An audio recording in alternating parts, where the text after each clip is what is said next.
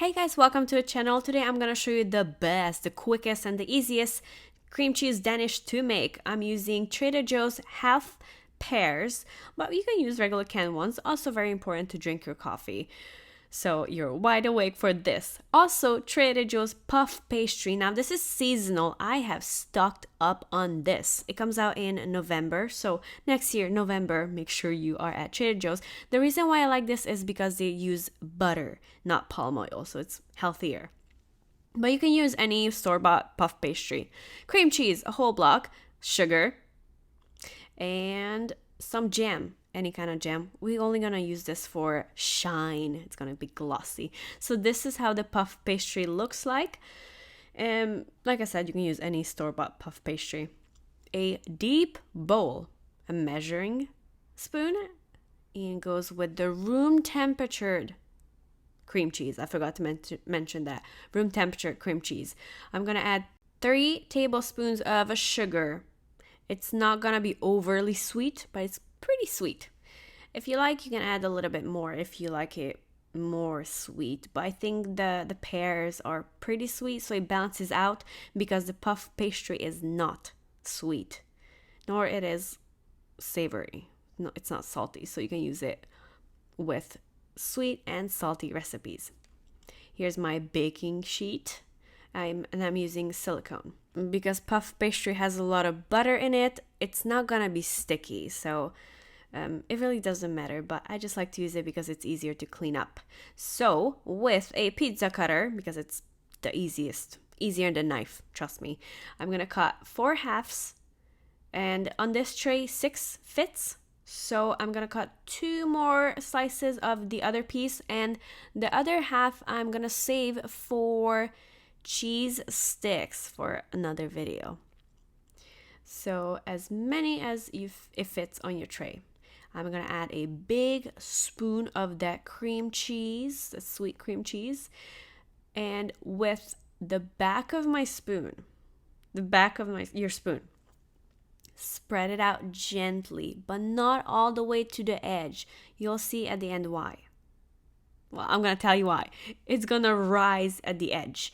Inside where the cream cheese is, it's not gonna rise. I actually went to a French bakery a few days ago, and this exact pastry costed almost $6 for one. For $6, I can make all of this 6, pretty much. Okay, so here's my halves, and I'm gonna cut really thin slices, and we're gonna layer them. I could just put one whole half on top like I did with the peach, but this is thicker, more wide, so it's gonna be harder to bite on, and it's gonna be prettier if I layer it.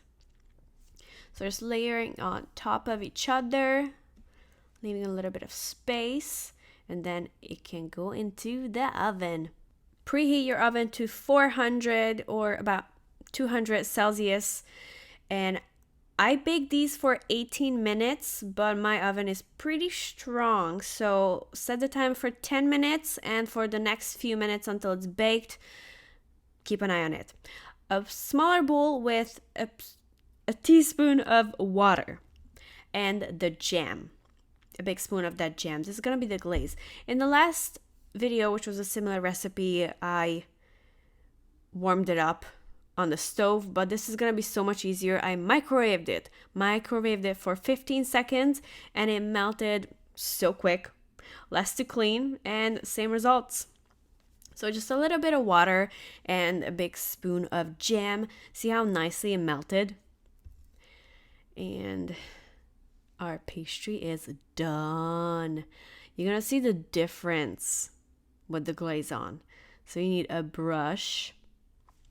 I'm just gonna brush over these beautiful, beautiful pastries, and you're gonna see the difference that glaze makes. It's gonna add a little bit of sweetness because, like I said, the puff pastry is not sweet, so this is gonna be perfect. Now be prepared. If you take this pastry to a potluck, everyone is gonna ask you for the recipe, so you make sure to write this down. It's so delicious. Everyone is gonna love it. And Little secret, you can put any kinds of fruit on top. Use the same base, the puff pastry and the cream cheese with the sugar, and then fruits of your choice, and then glaze it off. Look how beautifully it rised on the sides. It's so delicious. Warm is the best. Now, next day it's still good, but eating this on the same day as baked is the best. Trust me. All right, so that was pretty much it for this video, but look how crispy it is on the bottom. Beautiful. See how the middle part didn't rise? Okay, that was it for this video. Thanks so much for watching. I hope you make this. It's so easy to make and it's very budget friendly.